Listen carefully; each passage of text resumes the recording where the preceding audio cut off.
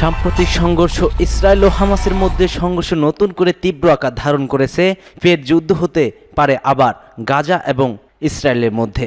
গাজার উপর ইসরায়েলি বোমা হামলায় বহু বেসামরিক প্রাণহানি ঘটেছে। আবার নিষিদ্ধ সংগঠন হামাসও পাল্টা রকেট নিক্ষেপ করেছে, যা দখলদার ইসরায়েলি অঞ্চলে হতাহতের কারণ হয়ে দাঁড়িয়েছে। এই দুই দেশের মধ্যে সর্বোচ্চ যুদ্ধের ঝুঁকিতে পড়ে যায় বিশ্ব। আর এরই মাঝে আমাদের হাতে এসেছে কিছু ভয়ঙ্কর আন্তর্জাতিক সংবাদ। শুরুতে জানিয়ে দিচ্ছি এই সংবাদগুলোর শিরোনাম। সিরিয়ার বর্তমান পরিস্থিতিকে অপব্যবহার করছে ইসরায়েল, দখলদারি আর কতদিন। জানিয়ে দিচ্ছি গাজায় আবারও যুদ্ধ শুরু হওয়ার আশঙ্কা। এদিকে গাজার নিয়ন্ত্রণ নিয়ে যুদ্ধে জড়াতে পারে চাঞ্চল্যকর তথ্য প্রকাশ নিষিদ্ধ সংগঠন হামাস ও ফিলিস্তিনি কর্তৃপক্ষের মধ্যে। জানিয়ে দিচ্ছি উড়ন্ত ড্রোন ও রবট কুকুরের যুদ্ধের ভিডিও ভাইরাল। সর্বশেষ জানিয়ে দিচ্ছি আমেরিকার বিরুদ্ধে পাল্টা ব্যবস্থা ঘোষণা দিল কানাডা, মেক্সিকো এবং চীন। এতক্ষণ শুনছিলেন সংবাদ শিরোনামগুলো, এবার বিস্তারিত।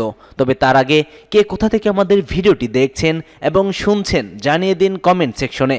একই সঙ্গে কমেন্ট করে জানিয়ে দিন আপনার মূল্যবান মতামতটি। আর ভিডিওটি যদি ভালো লাগে অবশ্যই একটি লাইক করবেন। পরবর্তী আপডেট পেতে চ্যানেলটিকে সাবস্ক্রাইব করার অনুরোধ রইল। সিরিয়ার বর্তমান পরিস্থিতিকে অপব্যবহার করছে ইসরায়েল, দখলদারি আর কতদিন। ইসরায়েলি যুদ্ধমন্ত্রী ইসরায়েলি কার্টোস অধিকৃত গোলানের জাবাল আশ শেখই অঞ্চল পরিদর্শনের সময় জোর দিয়ে বলেছেন, নতুন করে সিরিয়ার যে কোনো অঞ্চল তাদের দখলে এসেছে তা থেকে ইসরায়েল সেনাবাহিনী সরে যাবে না, বরং সিরিয়া তাদের অবস্থান আরও শক্তিশালী করবে।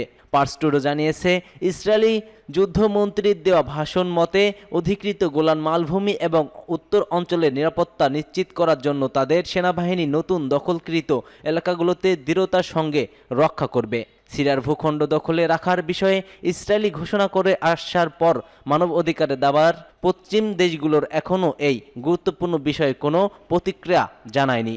লেবানন, সিরিয়া এবং দখলদার ইসরায়েল সীমান্তে অবস্থান জাবাল আশ শেখই বা হারমন হচ্ছে অন্তত কৌশলগত একটি এলাকা। এই অধিকৃত পয়েন্টটিকে গোটা অঞ্চল চোখ হিসেবেই গ্রহণ করে থাকে। জাবাল আশ শেখই বা হারমন পার্বত্য অঞ্চল কৌশলগতভাবে গুরুত্বপূর্ণ, কারণ এটি এই অঞ্চলের সবচেয়ে উঁচু জায়গা। হারমন পর্বতকে এই অঞ্চলের সবচেয়ে গুরুত্বপূর্ণ প্রাকৃতিক দুর্গ হিসেবে বিবেচনা করা হয়। এখান থেকে প্রতিপক্ষের আক্রমণ সম্পর্কে পূর্বাভাস পাওয়া খুবই সহজ এবং সম্ভব।